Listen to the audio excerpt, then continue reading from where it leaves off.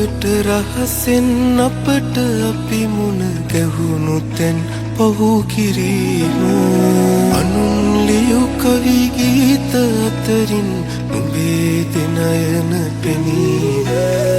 හමාගෙන යන සුලන් රැලිවල පුරුදු සුවඳම සෙවීම කරන්නට මට බැරිම දේ නම් නුඹව අමතක කිරීම මතක ඔක්කොම එකට කුලි කර හදවතේ හිර කිරීම රිදෙන රිදවන කඳුළු හංගන් සිනහමල් දිසි කිරීම උඹව අමතක අතර දැම්මයි මටම මම බොරු කිරීම